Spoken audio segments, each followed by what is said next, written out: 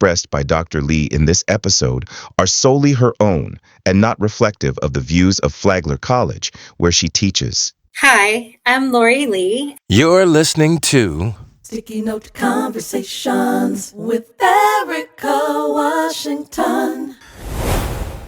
Way below acceptable. Way below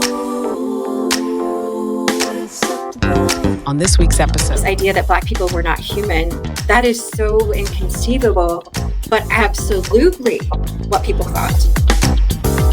If you put any person in a situation where they're in survival mode, they make different choices than they would under any other context. It's because they have to. Way below acceptable. hey everybody, welcome to another episode of Sticky Note Conversations. I am your host, Erika Washington, and I am very excited to have a really interesting conversation today. And I think everyone will learn some new things and we'll have a really great discussion with the one and only Dr. Lori Lee. Dr. Lee is a PhD anthropologist specializing in historical archaeology from Syracuse University's Maxwell School, and she also has an MA and a BA in anthropology from the University of Texas at Arlington. She currently teaches at Flagler College. And so, let's welcome Dr. Lee to Sticky Note Conversations. I'm so happy to have you. Welcome, welcome, welcome. Thank you. I'm so excited to be here. I listen to the show every week and I'm very excited. Well, and I appreciate that. I appreciate that a lot. And also, and don't want to bury the lead, that the other reason that I'm sure she's a big fan of the show is that her wonderful daughter, Simone, is our editor for Sticky Notes. And she also edits American Dreams as well. And we're all big fans of Simone. So I'd like to also say thank you for creating Simone so that she can come and help us create this podcast. Yes, one of the two best things I've ever done. So yes, she's amazing. She is. And we're going to make sure we keep that in the podcast, Simone. We won't be editing any of that out. So I want to start with what an anthropologist is. Can you explain to folks what the study of anthropology is? Yes, anthropology is the study of humans. It's a pretty broad field, and because it's so broad, it's divided into 4 subfields. So there's physical anthropology, which looks at the biology and biocultural adaptation of humans over time.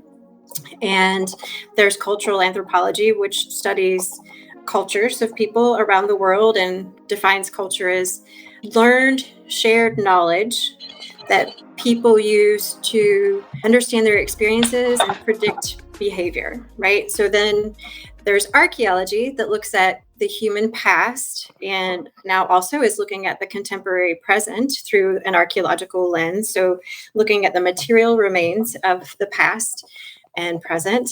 And then there's linguistics that looks at human languages. So most anthropologists specialize in one field, even though they may draw on some of the others. So for myself, I'm a historical archaeologist and I look at the African diaspora. We draw on multiple aspects of anthropology in our work, just depending on what your research specialization is. But it's all about humans and understanding humans and how humans are the way they are, looking at that from the past all the way into the present. I mean, the first thing that comes to mind is wanting to ask, so why are we the way we are? What made you decide to study humans and our behavior and why we are the way we are? That's a really good question. As an undergraduate, I wasn't quite sure what I wanted to do. I had degree plans on file in 7 different departments. And so I have a lot of curiosity and passion and interest in things. So I was interested in, I had, for example, French and I wanted to be a human rights lawyer. And I was interested in writing. And so I found in anthropology that I could actually combine all of those things, which I really loved. So what I really thought about when I was starting out was, what can I do that I won't be doing the same thing every day for 40 years, right? And anthropology is that. So my master's is in medical anthropology, my PhD is historical archaeology, but I draw on those things. So I look at medical practices of African diaspora populations in the 18th century to the present. So I can understand those trajectories. Like, why do we have the health inequities that we have now? Why do Black mothers die more often? What is going on? And how is that connected to the human past in this country? So I find it fascinating to investigate questions like that, to try and understand the relevance of the past for the present. And also at the time when I was looking at cultural anthropology, initially I was working in a medical anthropology. My master's thesis looked at anorexic women and how their understandings of the body were different than biomedical practitioners' understanding of the body, and how that caused problems for treatment. And that was really a fascinating project for me to work on, but I realized I can't. I'm a very empathetic person, which I think is why I'm drawn to anthropology too. So I realized I need to work mostly with populations who are dead. So not taking on all that emotion. So I'm learning that about myself, right? So that's easier for me to work with people who are no longer present, and then work with their descendants to tie together the past and present. That I can enjoy doing and researching, and more so than working with people on contemporary problems in the moment. We can learn a lot from the past and knowing how to move into the future. So what classes do you teach?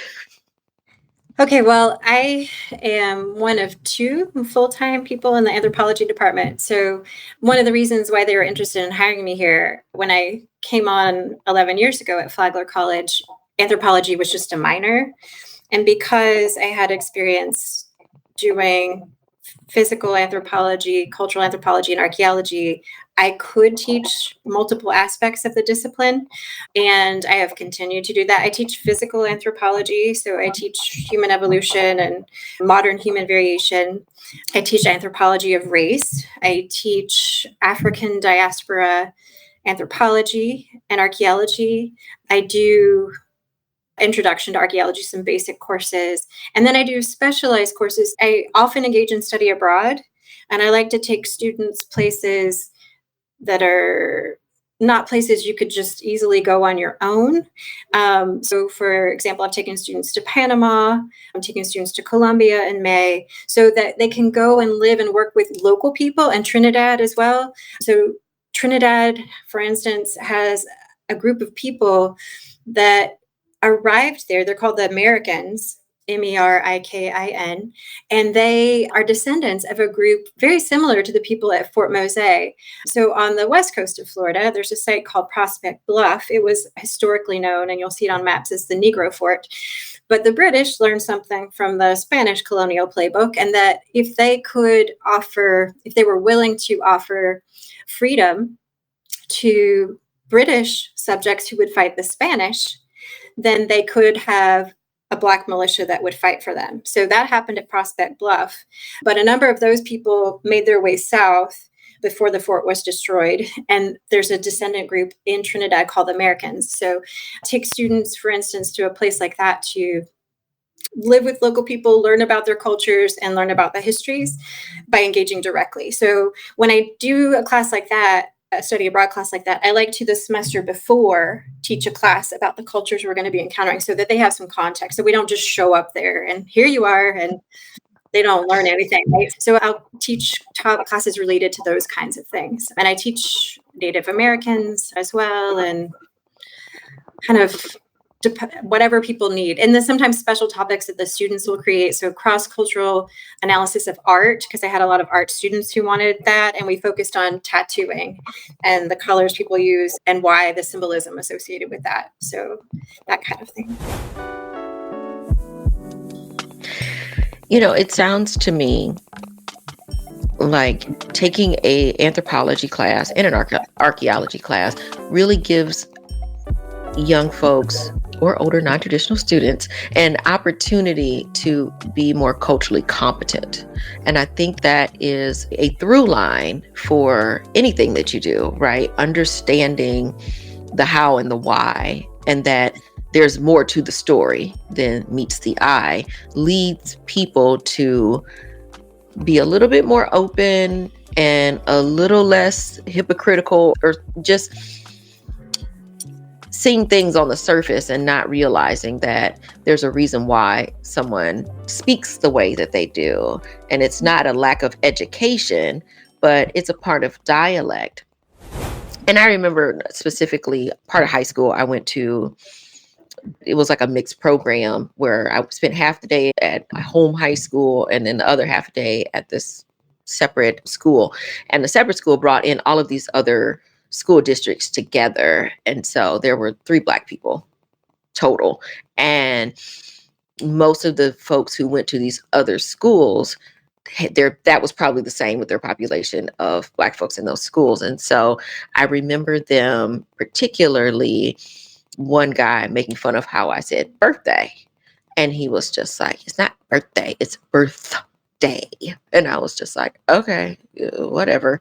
Like, it's the day you were born, you know?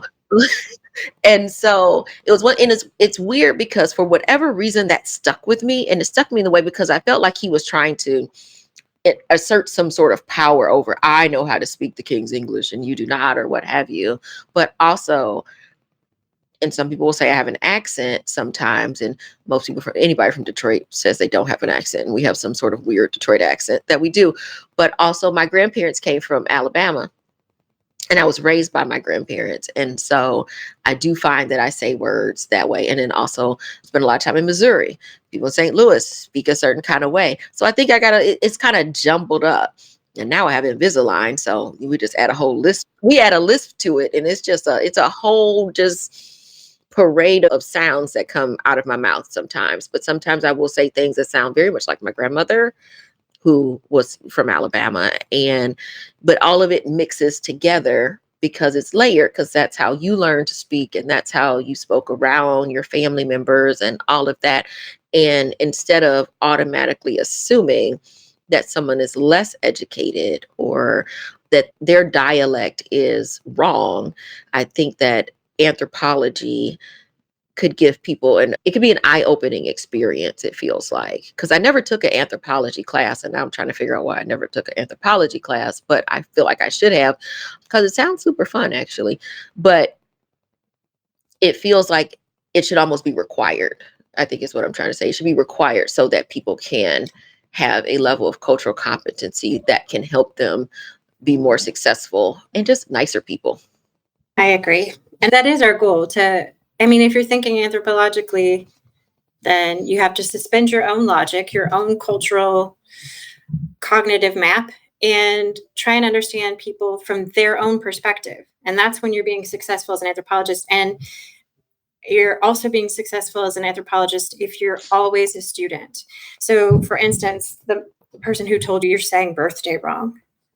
Okay, he was trying to exert power over you, and that's something you would never, ever do, right? You would just be interested in why somebody says things differently and ask them questions about it, and not be an expert on the language that you both speak, because that's not going to get you anywhere in terms of learning more about another person. So I agree with you. I think it should be required, and instead you're seeing a lot of the classes disappear right now because of current initiatives in education that don't value that. But it's true. The whole goal of our study abroads and our anthropology courses is to teach people intercultural competence. And one way that I like to do that is by having them examine a phenomenon in another culture, because it's always so easy for them to see it in other people, and then look at the same phenomenon in a subculture of the United States. And then they're like, oh, we're weird too, right? And it's not weird. It's that we are all products of our culture,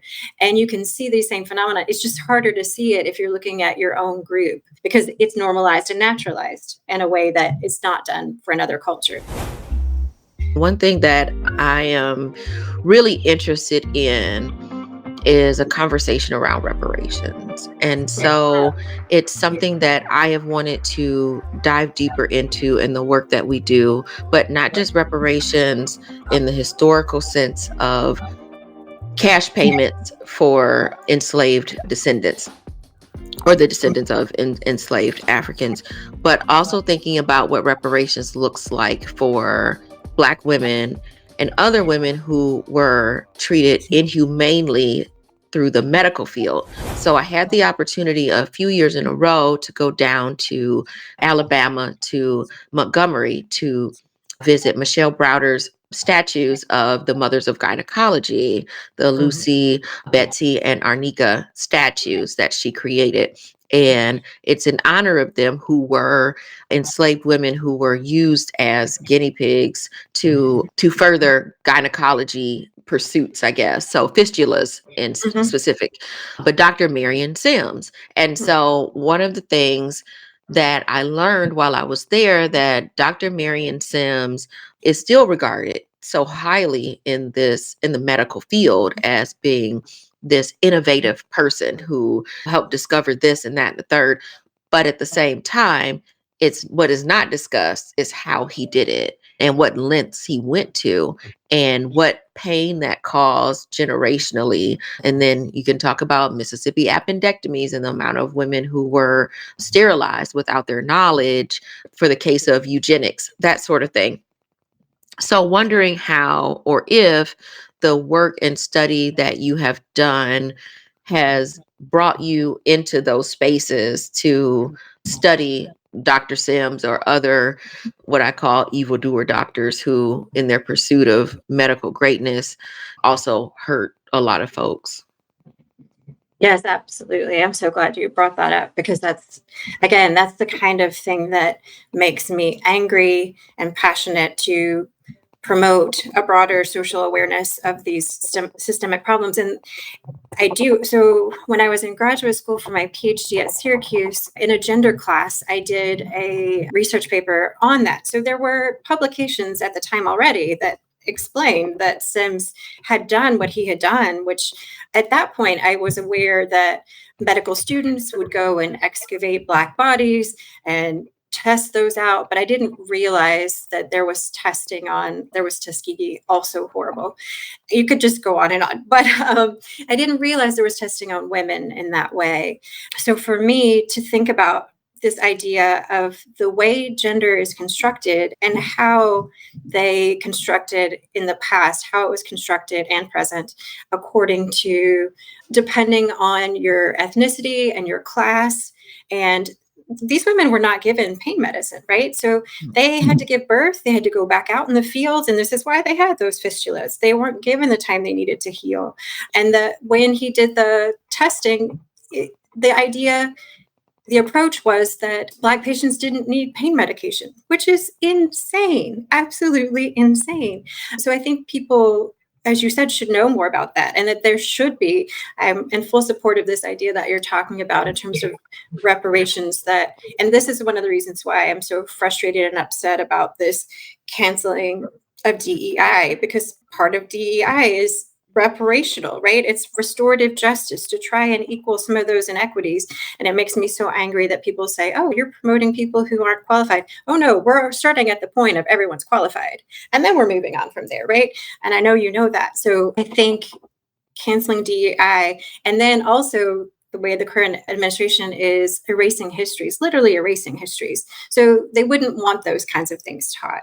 So as a professor, these are the kinds of things that I teach my students. And we get accused sometimes of trying to brainwash our students. No. If you've ever been in a college classroom, you know that I can't make my students read, right? I can't make them read. What I do instead is I give them facts and I give them critical thinking skills and then have them evaluate the evidence. And they appreciate that so much. They want to know the things they don't know. They don't want this silencing of history, which is a form of structural violence, I think. So this story that you're talking about is so imperative and so important. And I do address some of it in my work. My dissertation site was in Virginia, and it had really rich, because it was an antebellum site of enslavement, and it had a fairly rich documentary record. And there was a woman who worked at that plantation. Her name was Letitia. And Letitia is mentioned in a couple of family letters because she worked in the house, so she had more contact with the white people who lived in the house. And one of the wife that lived there had a preference for having her in the house. The other thing that was happening in this time period, the antebellum period, which happened before, but not to the same degree, I don't think, as it did in the antebellum period, is that enslaved people in places like Virginia were hired out more frequently. So they were staying with secondary people. And one of the things that developed out of that is life insurance. So life insurance really came about because slave owners wanted to be compensated if they lost an enslaved person for the value of that person. And so at the plantation where I did my dissertation, this woman died and she had been hired out. And in the income and expense report book where he documents expenses, right, just as monetary expenses and not any human social aspect of it, he talks about he paid $5 for an autopsy of this woman. And you're like, wait a minute, why is he having an autopsy of this one? And why is he paying $5? Well, then you keep doing research and you learn that he had stock in the Lynchburg Fire and Hose Company, which was one of the first life insurance companies. So he paid a doctor to examine her so he could get his money back when this woman died, right? So those kinds of stories and about how this idea of people, their value being diminished, particularly because they were pregnant or had young children, those women were hired out a lot of times for no money or for like $10, and they considered them encumbered. And that's the word they use, encumbered, because they had to also take care of a young child. I hadn't heard that story, but I did know that life insurance, that it stemmed from human property. And so I think it's something that a lot of folks don't spend enough time on digging into the root of how things came to be, the stock market and many other things. Something you said made me think about how you came into the discovery that you wanted to work specifically around the history of enslavement. And you talked a little bit about when you found out that women were being used in experimental ways, particularly, but what drew you into chattel slavery and that research? That's a great question. When I was doing my master's degree, I got my master's in 97. So in that time frame, I was working simultaneously with medical anthropology, working very closely with the groups of eating disorder patients and biomedical doctors. But at the same time, I'd taken an archaeology field school in 1995, and I was interested in that. And that first field experience for me was working at a Native American site, La Pan Apache site. And it was very exciting. But to me, again, like I was saying, a puzzle piece with a lot of pieces that are missing. There's more missing pieces further back you go. And so for me to get into the mindset of someone who lived several thousand years ago, when I struggled to get into the mindset of someone who thinks they can own other people in the 19th century, right? I liked having those additional pieces. And so I was looking for other archaeology opportunities. And I became aware of a project that was happening in Nashville, Tennessee at Andrew Jackson's plantation. And Andrew Jackson, horrible human being. But Larry McKee was the director of archaeology out there. And he was doing investigations into the lives of enslaved people at the Hermitage.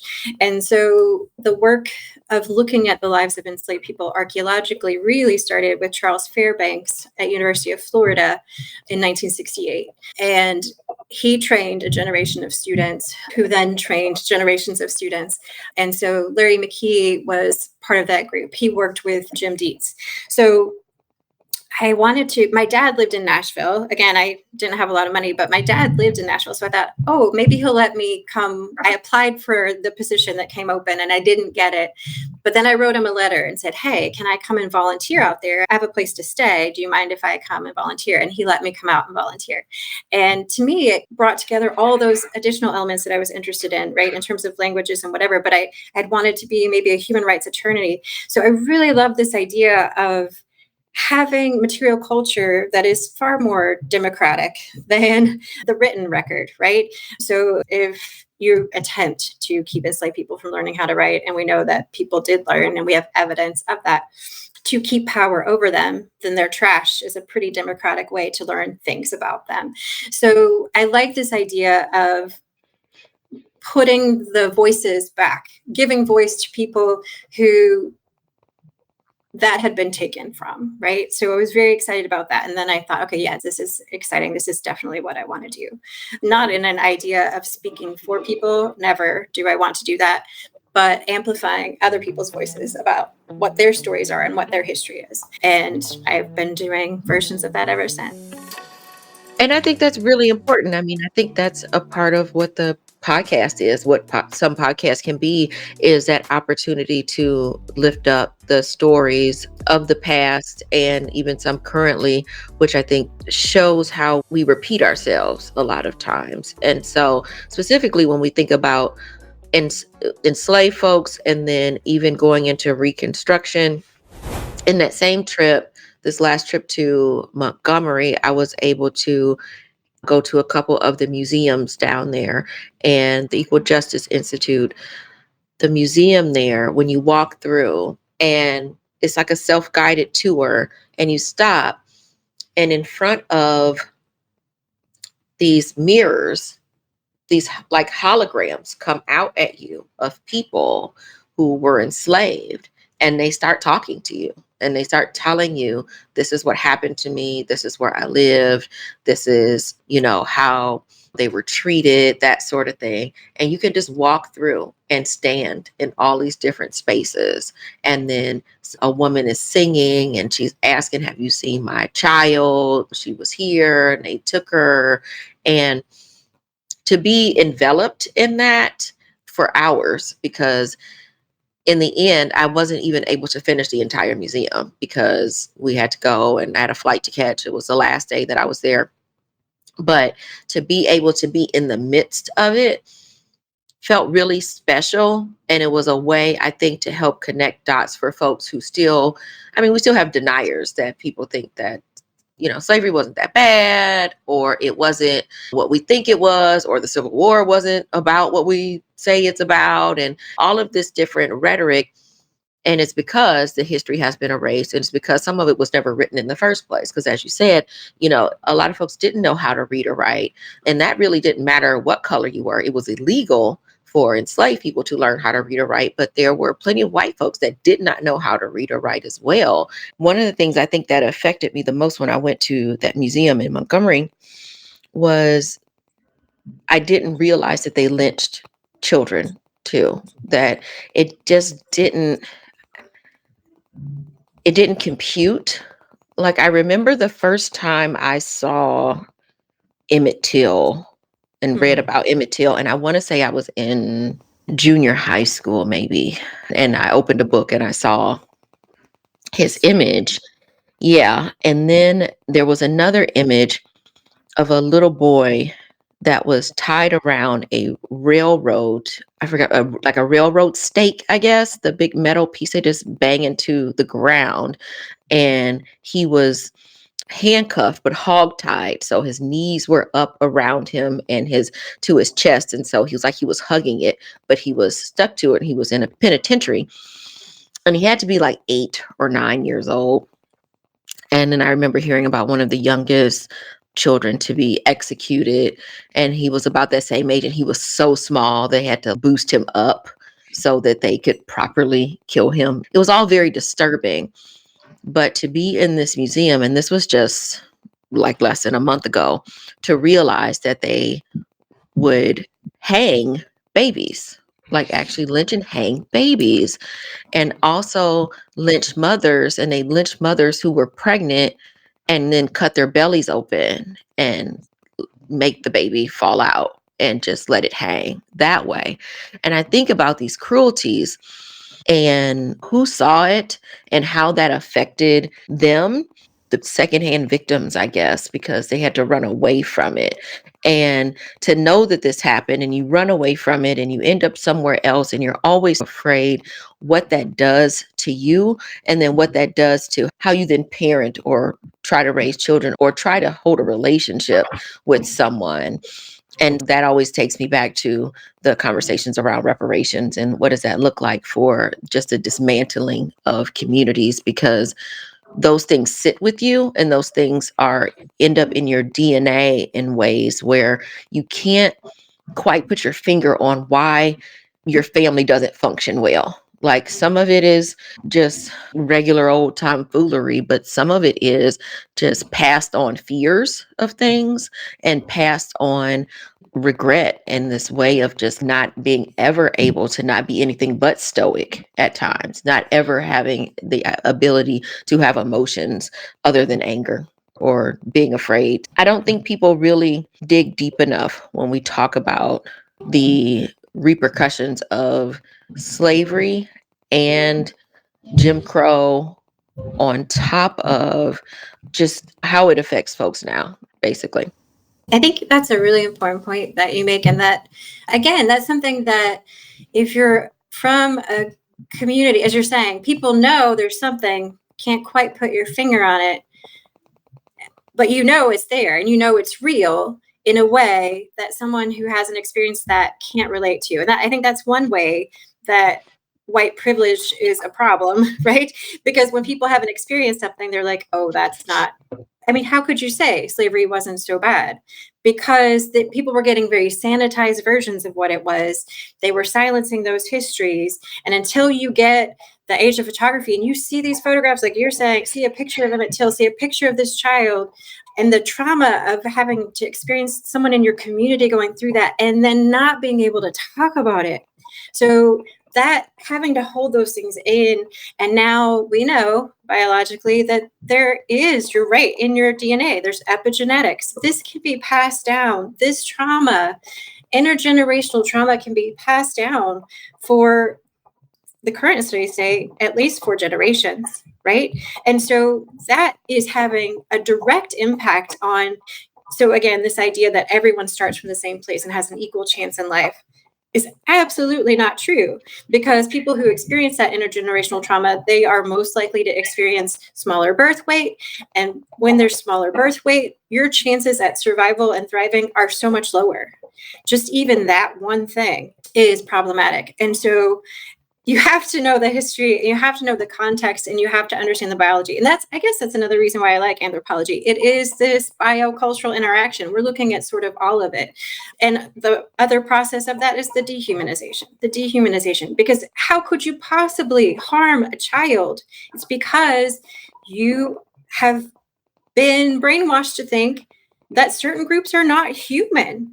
And that's unbelievable, right? That seems inconceivable to us. But you can see, now that we're living in the era that we're living in, you can see how it happens and how some groups start to see that they are different than others. Like calling humans NPCs, non-playable characters. Those people don't even matter. They don't even exist. Like, who could believe that? Or illegals. Using the term illegal alien, I think, is a great way to dehumanize a person and saying they aren't a person, but they are this thing. They're this thing that did this thing because they, or even incarcerated people, right? There is this space where people feel like they can talk about incarcerated people as others because of whatever it is they have been convicted of, whether they did it or didn't do it, whether it was a heinous crime or a misdemeanor, whatever it was, they are othered over there. And they're separate. And so then they can be animals. And then you can talk to them like about in a way that they are animalistic. And you'll see folks say, oh, just wait till they get to prison. They'll take care of X, Y, and Z because someone's a child molester or whatever it is they may have done, because it's like you put them in the cage with the animals and they'll do X, Y, and Z. But those are also people too. And of course, if you put someone in a cage long enough, they're going to behave a certain kind of way. And so it just continues on and perpetuates this cycle that feels never ending. Absolutely. And it's a failure to recognize that if you put someone in a situation, if you put any person in a situation where they're in survival mode, they make different choices than they would under any other context. And it's because they have to, because survival becomes the priority. And so you're actually creating and perpetuating those behaviors yourself by putting them in that situation and then saying it's their fault and then trying to convince them to internalize that it's their fault when it was never their fault. And we all know how many people are wrongly incarcerated too. It's another extension of a way of dehumanizing people and making them worthless. And again, all people are created equal, and all means all. It's shocking to me. Yeah. It's shocking. Yeah. And so there's a lot of history that we don't have, and there wasn't the opportunity for the audio to be collected, which is why I think it's so special that Zora Neale Hurston was able to record a lot of work. And she's the first thing that comes to mind when I think anthropology. When someone says anthropologist, I'm like, oh, like Zora Neale Hurston. I think that might have been the first thing I said to Simone. I was like, Zora Neale Hurston was an anthropologist. That I know about. But she was able to record both with video or film anyway, film and audio, record so much that I think people don't even realize how helpful, that is. And so, did you get a chance to read the book, Barracoon? Yes, absolutely. Absolutely. Love it. No, I don't know if you know this, but Zora Neale Hurston lived down the street from here, on the street that I'm on right now. Oh, really? Yeah. So you're close to, is this close to where Eatonville was, or one of the other cities she was in? Eatonville's further south, but she came to St. Augustine. You have to come. We'll do a tour. I would love to. Yeah, you come anytime. So down the street from here, we're on West King Street. Our college is on West King Street. And down the street from here, a couple miles, was Florida Memorial College. And Florida Memorial College was an early HBCU, right? And it still exists, but it's been relocated to Miami. So she came and taught at that school. So one of the projects I've been interested in doing archaeology at has been that piece of ground where that school was, and the opportunity may present itself again because right now it's in the state legislature. They're trying to build a state museum to African American history, and that's the place they are trying to get it built right there. So that place has a really interesting history in terms of Spanish, British, Spanish, American. So it was owned by a free Black man at one point. It was owned by a Spanish slave owner. It became a HBCU where Zora Neale Hurston taught. It has all these amazing layers of history in it. And so she's a visionary. She's so important to what's my interests. And the book that you're talking about, Barracoon, the enslaved people she had interviewed. I have a colleague.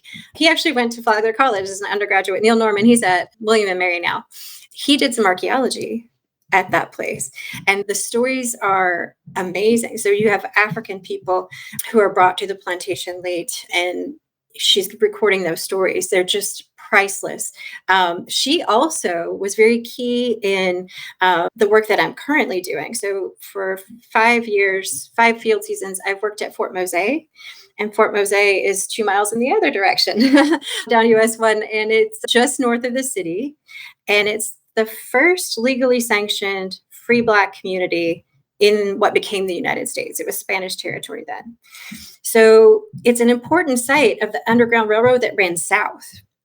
And so what happened was enslaved people in the Carolinas were self-emancipating, coming south, running away south to Spanish St. Augustine because they heard they could get freedom. So it wasn't an event. It was a process over time by which they were able to get their freedom. But Governor Montiano ultimately granted them freedom if they would convert to Catholicism and fight against the British. So the Spanish needed people in the geopolitics of the New World to have as allies to fight. They often allied themselves with Native Americans, and they had free Black militias. This was not uncommon in Spanish colonies. So it happened here in St. Augustine. And so they created a fort that in 1738 where there were many Africans. This is another museum that you will love based on what you just described. There's a museum at Fort Mose, and they have the same thing. They have Jane Landers at Vanderbilt University did the history of this, and the history is amazing. The Spanish documents, because Spanish people, and this changed over time, but had a different relationship with Black people, you see them in court records. they can testify in court. So we have, and their baptisms and their marriages. So while there's still slavery in St. Augustine, you have this free Black militia that is living in the fort, and then sometimes living in the city and fighting in the city. Well, again, the silences in history, as you're saying, history repeats itself. It's not new. So you don't want enslaved people to know that there was a free Black community. And so people would downplay this idea. So by the 1960s, and St. Augustine was such an important location in the civil rights movement, you had a lot of people, as you were saying, rhetoric, that were saying, oh, there was no Black fort here. But people in the Black community had heard of a fort, and they said, we have our own fort here. And it was through archaeology. Charles Fairbanks did some testing, and his student Kathy Deegan went out and did the first excavations out there and found the structure of the fort and proved that the fort was there. So it's such an important history. I was out there, they had a Founders Day event last weekend, and there were people who said, I was never aware of this. And this is an important thing to know. So again, raising those stories up, elevating those voices. And the museum, it does such a fascinating job of that. It traces the African histories, and they were intermarried with enslaved and free Black women. And there were Africans, there were West Indians, there were Native people in this community. And it's a fascinating multicultural community that we have access to, right, through the archaeology and the historical record. And Zora Neale Hurston, as I said, was one of the first to mention this Negro fort. It was called the Negro Fort, and in Journal of Negro History. So because of her being here in this area, hearing those stories, learning those stories, documenting that was very key to helping understand where to look for it. I was going to ask, when it comes to archaeology, like, how do you know where to look? How do you know what you're looking for? How do you know something's even of that time? Unless it's, I can imagine something being really obvious. But for the most part, when someone decides they want to set out and dig or, do some research in a particular area, how does that process begin? That's a good question too. And it depends on a couple of variables. So it depends on the time frame you're looking at and where you're looking, if it's in this country, out of that country, there are different approaches. Word of mouth is always very important, which is how Zora Neale Hurston had heard about it. Local people know what they know. So you got to talk to people, which is, again, that's, I think, the key takeaway from anthropology. If you want to know why somebody does something, ask them. Don't assume they did it because you would have done it because of X, Y, or Z. You just ask them. If you want to know where something is, ask people who are there, right? And that gives you an idea of where you might start looking. Then you do the historical research. So you look at old maps, you look at land plats, who own land over time. You can do a walking survey of the property. So another thing that archaeologists are specialists in is material culture. So for me personally, I know best 18th, 19th, 20th century material culture. So if I see a piece of ceramic on the ground that has come up out of its original context because of erosion and rain and those sorts of things, I can tell you, depending on how long that thing was manufactured, I can give you a range of dates of when that thing was manufactured. And since ceramics break fairly easily, as you know, in your kitchen, then they give us pretty good time markers of time frame. So it's knowing the dates. We spend a lot of time researching when objects were made and made by whom, and understanding those time frames to put together dates for when sites were occupied. So that is one of the things that happened at Fort Mose. So people thought it was in that area. A man, Jack Williams, who was part of the St. Augustine Historical Society, he ended up buying the property. The Historical Society didn't think it was on that property and fell into hard times. They needed to sell the property, and he bought it. And he saw that on the surface there were 18th century artifacts. And he's like, hey, I think you archaeologists, Charles Fairbanks and Kathy Deegan, should probably come check this out. And so they went out there and they did. Again, archaeology takes a long time and it's destructive, and we use very careful methods. So they did some shovel testing to see what was in the ground and if it was of the right time frame. And through that, they identified the location of where they were most likely to find things, your highest concentration of artifacts or remains of buildings, right?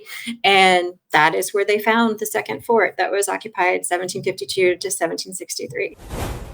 I've recently heard that there are whole towns that were basically just covered up in different areas. I've heard about like Lake Lanier in Georgia, and then there are a couple of other places, even including New York City, Seneca Village in Central Park. And these places were just sort of demolished and made into something else. Or they just built over top of these things. And Lake Lanier specifically, they have said, um, and wondering if anthropologists have looked into this at all, that basically they just flooded the town into a lake. And so then there's like all of these sort of this folklore around, people disappearing in the lake and that sort of thing because folks were basically buried alive and that sort of thing. But wondering, have in your experience, have you found places that were just, I would say, turned into ghost towns, but turned into ghost towns and then disappeared? Yes. So it happens in a number of different ways, and some of them are more intentional than others. I'm not familiar with the Lake Lanier, but that process that you're talking about, I'm very familiar with. That in areas that are lower socioeconomic, the government will just take over those spaces and evacuate people, fill them. I'm very familiar with this process of flooding rivers in Haiti. And then again, how that contributes to health disparities in the displaced populations, right? So that is not uncommon, that using floodwaters to fill a site. It depends on how and why it was done. So in some cases, and I'm thinking of a case with Malice, there's one in Lynchburg, Virginia that I'm familiar with, when they tried to integrate the pools in the civil rights era, white people became upset and they went to an area of town that was predominantly African American, where there were swimming holes that people used, and they dumped toxic waste in that space, right? And this was an area that people used as a community neighborhood space, and then covered it up. So they obliterated that area. They tried to keep people from using it. And then it becomes a toxic thing to excavate, right? So in that case, then it becomes a necessary aspect of figuring out what you can do to use the land and repurpose the land that won't affect people's health, right? And make awareness of what happened at that site, the structural violence that took place in that space. So that is something that we as archaeologists pay a lot of attention to. What were the historical, as you're saying, if you understand the past, you can understand the present. So looking at these trajectories of these things that keep happening, what happened to Black Wall Street, the riots that happened there, the lynchings that happened there, right? Understanding those processes and how people try and cover those up. And I think that's very key to what's happening in the country right now, how we're getting histories erased and people literally erased from websites and events erased. That is active silencing of the past so that people don't understand the processes that led us where we are. That is propaganda. That is brainwashing. So you'll see that people will often use that as a weapon. They'll accuse one group of doing something that they themselves are doing or planning to do, so that they can say, oh, well, everyone does it. Well, no, that's not the case. I want to go back. You mentioned when we were talking about Dr. Marion Sims and the fact that there's this theory that Black people didn't feel pain, or they didn't feel pain in the same way. Why do you think that was a common thought? What about their studies suggested that to them? Or was it even a study, or was it just they just made this assumption because they also didn't assume that Black people were human? I think it's a combination of all of those things, right? To race, as anthropologists, we argue that race is a cultural construct, that there's more diversity within the groups that are classified as racist, more biological diversity than between them. That is a proven fact based on scientific evidence. But if you are a firm believer in race and you're using race to justify your actions, then it makes sense to you, your logic, that you would say there are biological differences according to certain things. So they tried to normalize this idea that Black people didn't feel pain. Part of it was also cultural, right? So the importance of stoicism in the face of an oppressor, not to give them the additional pleasure of seeing that you are suffering, that was misinterpreted, right? So people would say, oh, people don't feel pain because they're not expressing it. Well, people didn't want to give the satisfaction, right? And it was a way to justify the harsh physical labor that they were making people do, or forcing women back into the fields right after they had babies. Oh, it's different. They're fine. It was a purposeful effort to normalize something that wasn't true and not based on evidence. But it has been so effective that you see that still pop up today. And this makes me crazy. You'll see at a conference of medical professionals where someone says, well, we should do this study on Black people because they don't have that same experience. Wait. We are biologically the same. So no. But people will still go back to that. And also the medicalizing of cultural things. In the 19th century, it's amazing to me that they created a category of disease. Again, when I started doing medical anthropology, I was very interested in culture-bound syndromes, and that's how I ended up doing anorexia. So this diseases or illnesses that you find associated with particular cultures.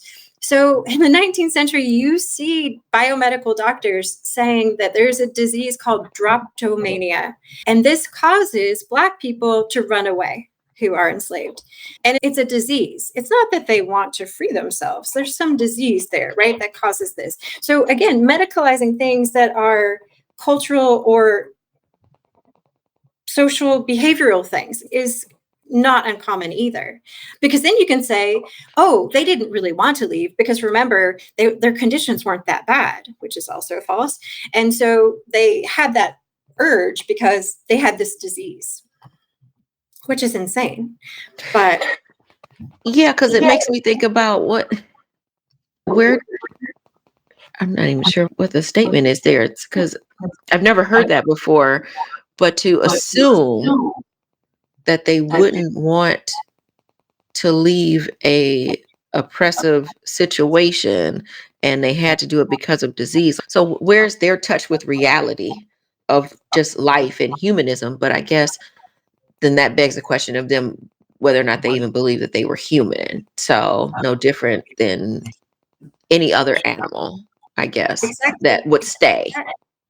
And I think that's so important to tie into what is happening now, right?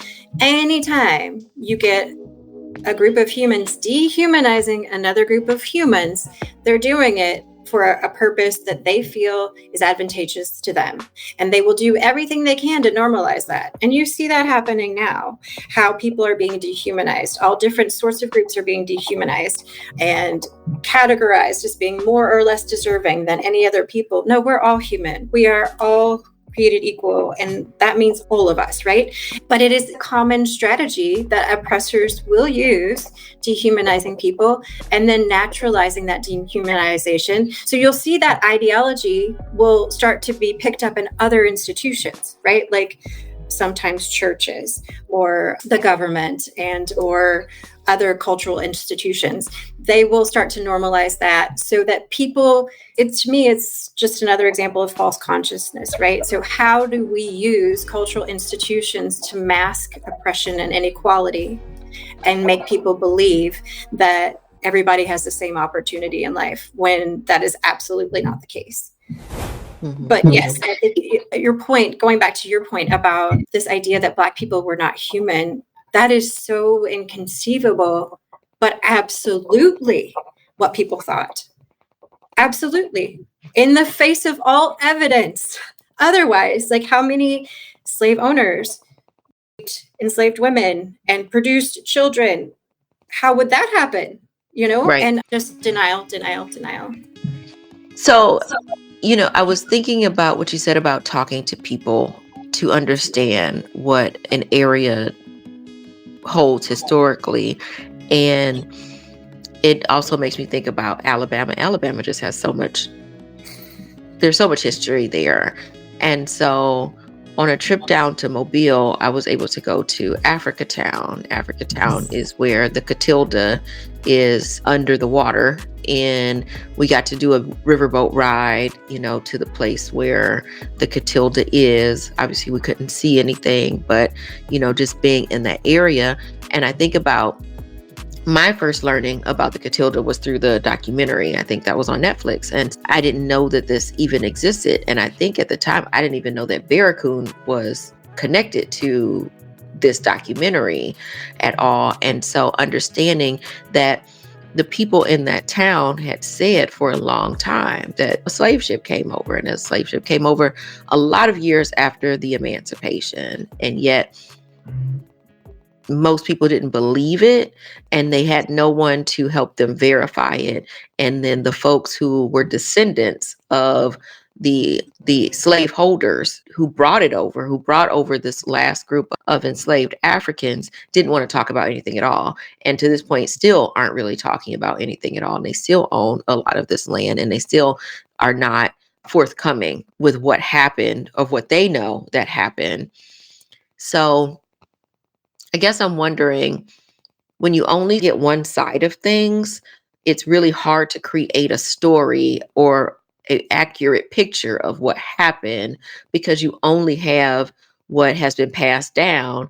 And then that's also like a game of telephone a little bit, right? So you have some information that is true and some that might have been embellished. And then you also are going to have information that just wasn't ever understood right.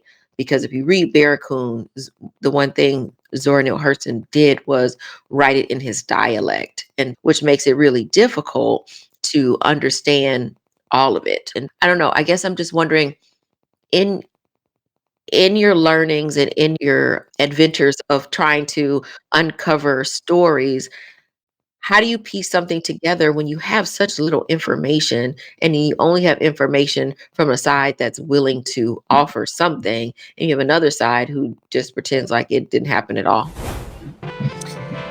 We look for other sources of evidence when we can. So we start with talking to people, as I was saying, and then in archaeology, we call it ground truthing. Let's go see what we could find in the ground that will verify or not support this story, right? And there's not always things there, but often there are. So looking for direct evidence that we can use to say, here's the case that this is. And then looking for other sources, like maybe the family doesn't want to talk about it, but maybe there's something if we dig in the court records, right? Because we all know most families are dysfunctional. And so they're going to disagree on things. And some people may have gotten into argument or a land dispute, and in the court records it might talk about some of these things that happened to justify one part of the family winning something. So we look for other sources of evidence, and then we look to the archaeology. And so we use as many sources as we can. Then you would look at maps. And the other thing is, I think, to me, to understand mindset of people in that time frame and over time, is to read what's going on in the newspapers or the journals that people in that area are reading. So you can understand better how they're thinking and why they're thinking the way they're thinking. Not what they're thinking, but how they're thinking, at least. You can, maybe that family doesn't want to talk about it, but there may be other people in the community who do want to talk about it. So often we will do like focus groups to talk to people in the community. As archaeologists, we really embrace community-based approaches where, again, I am a white woman. So if I'm going to be excavating a site where there were enslaved Black people, then I don't want to make all the research decisions, because what I want to know about it may not be the same as what descendants want to know about it. What do they want to know about it? And how can I prioritize their values and find out what they want to find out?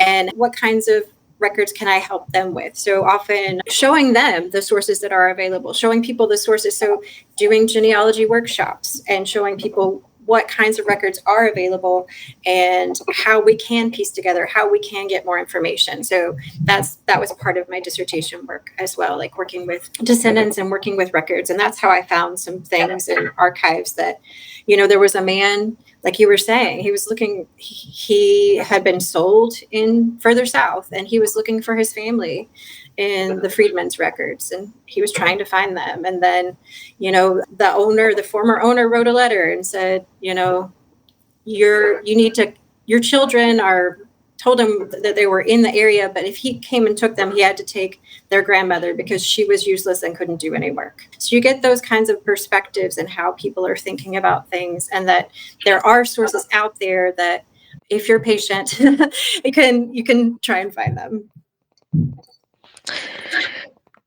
What I was going to ask you next was what you were concerned about with the possible dismantling of Department of Education or changes to textbooks or teachings.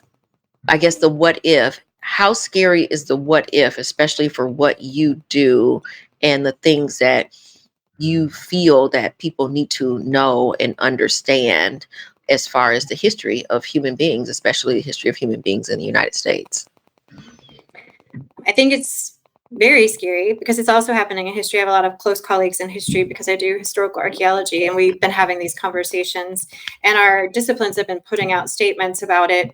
I know ultimately that in a long-term sense, I mean, I personally feel that this is the last throes of white supremacy and people are just going to die. And so we'll get through it, but it's going to be a process, right? And I'm really fortunate to be able to be at the part of my life cycle that I can advocate for continuing these practices, right? Because it is important. And it is only through continuing to get that information out, continuing to share that information and raise social awareness and elevate the voices that need to be elevated, the ones that are being silenced, that people can understand the historical trajectories and how they got us where we are and how they're going to get us where we're going.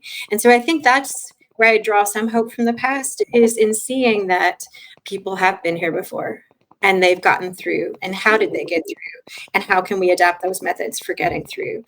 But dismantling this idea conceptually of dismantling the Department of Education and canceling funds for scientific work, and never mind the humanitarian aid around the world that is causing people to die unnecessarily, is very problematic because, as you were saying before, whoever controls the knowledge controls what we learn. Because I said culture is learned, shared knowledge, right? That's passed on from generation to generation. And if you're in control of that and you're limiting it to your worldview, you have a lot of power. I think that we're fortunate to live in a time when there's so many ways to get information out. So we can go, there are ways that can be circumvented. But the problem seems to be that people who are in support of dismantling science and education and public education don't seem to be reading those sources, right? But I think that is a smaller and smaller group. I think there are a lot more people who are on the same side of, wait, this isn't what we want. And it's just a matter of organizing and together, grassroots, resisting these processes, because I think we're a much bigger group than the people who think that what is happening right now is normal. I want to ask you what your dream project is. What would you love to be working on next? Or not even just next, just like your swan song. Like, what is that big thing that you would love to dig into and unearth, or I don't want to say discover because we're not Christopher Columbus, but but yeah, what would be your dream project? So again, for me, the way that I prefer to do my work is from a community-based perspective. So identifying projects that are important to the community and helping elevate those in a way. But I'm prioritizing projects that are at risk from climate change. So Fort Mose, for instance, within 30 years will be underwater completely. So any information we're going to get from that site needs to come out. And it is such an important site. It's a UNESCO World Heritage Site. It is a very powerful symbol of what is possible. Francisco Menendez, who was the leader of the Black militia there, was a remarkable human. He freed himself multiple times. He was an African who ended up in the Caribbean, then ended up in South Carolina, then allied with the Yamasee, then escaped south, and then led the militia at Fort Mose, and then wrote a letter to the King of Spain saying, you need to pay me and give me a title for the service I provided. And when he didn't hear back from the king, he became a corsair. He decided he would go and talk to the king himself, but he got captured and re-enslaved, and he got out again. He freed himself again. So this project that I'm working on right now, I think is really important because it gives that story, but it also connects the people who were at Fort Mose, who were free and intermarried with enslaved people and indigenous people, with people in town who were enslaved, and the connections that they had with the people they left behind in South Carolina. So when people were getting access to money and resources, we know through court records, they were sending it back to family members so that they could have better lives or try and free themselves. So how people were maintaining those social relationships. So it's hard for me to beat Fort Mose in terms of a dream project. I would like to go into Cuba. So in 1763, the people at Fort Mose and all the people in St. Augustine, they all left together and went to Havana, Cuba. And the people at Fort Mose ended up in Matanzas province. So I would love to follow up there and see what the material record tells us about the continuation of those stories. But again, it's a problematic, complicated, messy, history is messy, right? So when they arrived in Matanzas province, here are formerly enslaved people, self-emancipated, freed, and they gave them enslaved laborers to work on their farms, right? So there's a lot to unpack there. And so what happened then? What happened with those people? Were they incorporated into the families? What happened? I'm interested in telling those stories.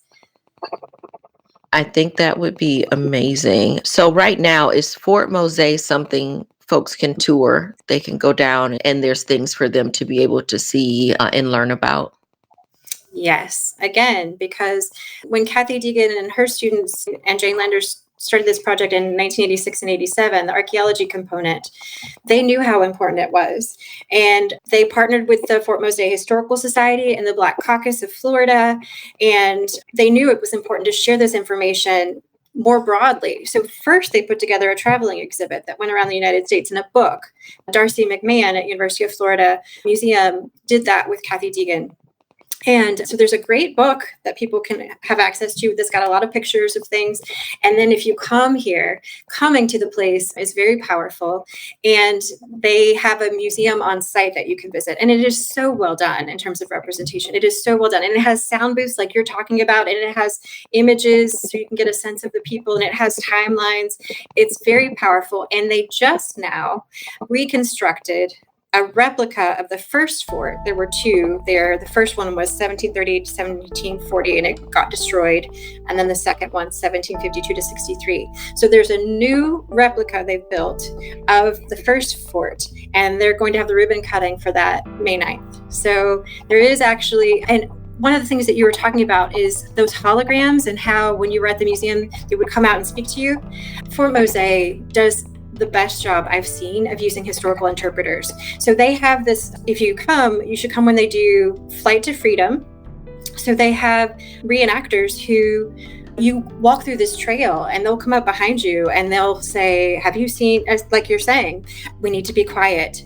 We don't want to be caught. And then they have someone reenacting slave catchers who were there. And then they have someone reenacting Yamasee Native people who helped people. And so you get a really compelling sense of being in that situation. And I mean, I've lived and worked in Virginia. I've been to a lot of reenactments and there are some really good ones. These are truly the best. They are truly the best. And they have a jazz and blues series every year in February that you should absolutely come for. So Macy Gray, for instance, was there this year. Fabulous. So it's another really powerful thing to be at that, because I think music is one of those things that unifies us in a way that other things cannot. And so in this era that we're in right now, those moments that I can have that shared joy, collective joy with others through music and in a place like that are extremely powerful. Yeah, I think music is a great vehicle for storytelling too. And I think that's also a lot of how things got passed down through generations were through stories. And it again makes me think of my grandparents, particularly. There's so much I don't know about my own family's history because people didn't talk about things. And they didn't talk about things, I think, partially because they were too painful. And my grandparents died when I was in my 20s, and I still didn't feel old enough to push to ask more questions. So I'd ask certain things. And if they like, stop asking all these questions, you stopped asking all these questions. It was just, that was how the conversation ended. But I am also in my family the keeper of obituaries. So I have a Bible full of obituaries of people that I've tried to connect dots, which is also still difficult because some folks use nicknames. So there were nicknames in the obituaries. And I'm like, who is that? And how are they related to this person? And you think it's the same person, and it might be a different person. And so I felt like wanting to go on that journey of my own history. And I also thought about doing like the DNA testing. However, I've also been really weirded out by it. And then most recently, there was a headline that said people should remove their information from 23andMe because 23andMe is going bankrupt. And they've had a lot of problems over the last few years as a whole. But also, I've also been a little bit on the side of not knowing how accurate the information would even be, right? So if you take some basic information from me, then you could say I came from some tribe in Africa and I wouldn't know one way or the other because it's just making assumptions, and it doesn't even have to be real. So I think I just have like this naysayer gene that flares up on a pretty regular basis.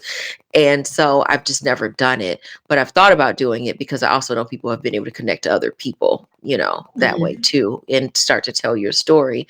Yeah, no real question in there, but those are things that like that swirl around in my head of like, how are we anthropologists of our own histories, of our own families? How do we make sure we're keeping the things that we can so that future generations that we never meet learn a little bit about us and about our path and why they are the way they are, like burying that time capsule that I think most of us probably did in the 80s because it was a cool thing to do. And who knows what happened to that shoebox, because it wasn't really a good idea to bury it in a paper shoebox. But I'm pretty sure I did in my grandparents' backyard.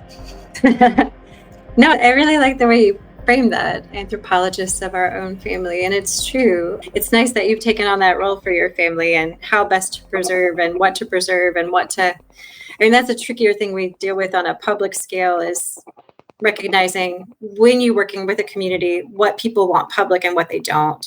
So creating a subset of information that's only available to the family, and then the other information becomes public at important sites. So it's a very interesting learning process along the way, because stories that you don't think about why that might be a sensitive story or why this thing might be sacred, you learn a lot in the process of deciding what's private and what's public for the family, and how and where to store it, and who do you entrust with that. That's really fascinating. I like the way you put it. Yeah.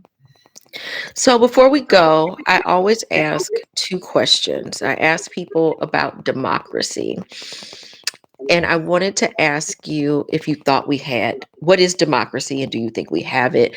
And I think it can be an interesting conversation from your point of view, being also a historian and anthropologist. I'm assuming that there have been remnants of what democracy looked like in past times. So I guess thinking about what different communities established as a democratic society for them, based on what we have now, do you feel that we currently have a democracy? And if so, what is democracy?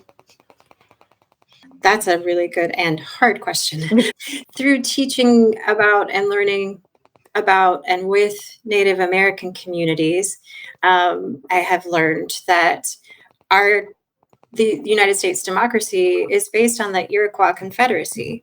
And so the ideas about what that democracy should be like really came from there. And Ben Franklin talks openly about that. And it's one of those things that gets kind of silenced more along the way. I don't think a lot of people recognize that. But Native groups tend to be more community focused and more consensus focused. And I think that's a key part of a democracy, right? So we had it enshrined in the Constitution, no taxation without representation, though apparently except in DC, right? I was going to say that's what's on their license plate. Yes, that if you want a 51st state, DC, we got one. Let's do it. But in terms of what's happening now, I think it is an absolute attempt to erode democracy. We are absolutely going down the line of authoritarianism. When you try and ignore the courts, I mean, we saw this with Andrew Jackson, again, who is one of my least favorite presidents, another populist president, and he just ignored what the courts said. And he's like, well, how are they going to make me do it? Who's going to enforce it? And we're seeing that happen again. Fortunately, we got through it that time, and I'm hopeful we'll get through it again. But I think it is a very active assault on our democracy and trying to erode the three branches that we have and the checks and balances that we have. I don't think you put people in powerful positions who are not experts at what they do, but because they're just loyal to you, without consequences to that, without a predetermined plan that you have a goal of achieving loyalty to an authoritarian approach, right? You want people who will say yes to whatever it is you want to do. And we've seen that. We've seen JD Vance say, well, the president has power over the courts. No, that's not the case. And Congress has the power over the money. So those things were meant to be separated because we learned as a nation, we can't trust somebody who has control of all three things. So it looks like we're going to have to learn it again. But I think we can draw on lessons from the past to help us get through. But it's painful. It's so painful to watch. It's so painful to watch and see the fallout, and particularly just the approach that's being taken, just to completely haphazardly eliminate positions and funding and not care at all about the consequences to the people, from the same party who was saying, oh, the Democrats are death squad. They're going to determine who dies and who lives and what is happening right now. And like you said, there's no such thing as an illegal person. People are not illegal. So again, anthropology, I think, will be helpful to remind us that it's humans. We're all in this together. Our category should be, what is your ethnicity? I usually will write in human, because that's what we all are, right? And we need to remember that we have so much more in common than we do differences. And we need to be actively reminded of that right now. And then, what is your version of the American dream? Wow. So I would like the American dream to transition, instead of looking at traditionally the way it was, anybody can work hard and be successful and become anything they want to. That would be nice if it were equally true for everyone. If that were equally true for everyone, I would love that. But what we see instead is that the people who work the hardest often succeed the least and often have more obstacles in their way. So I would like the American dream to shift less towards individualized approach, I, and a bigger approach of we, a community-based approach to what is success and how do we help each other succeed? How do we get through this together? Not how far can an individual arise, but how do we help raise each other up? I would like to see it be more like that. And I do think the government should have a role in that. And so seeing the erosion of the government securities that have been put in place over time by both Republicans and Democrats, so that we can all have access to safe water. We can all have access to clean air. We can all have access. Again, all means all.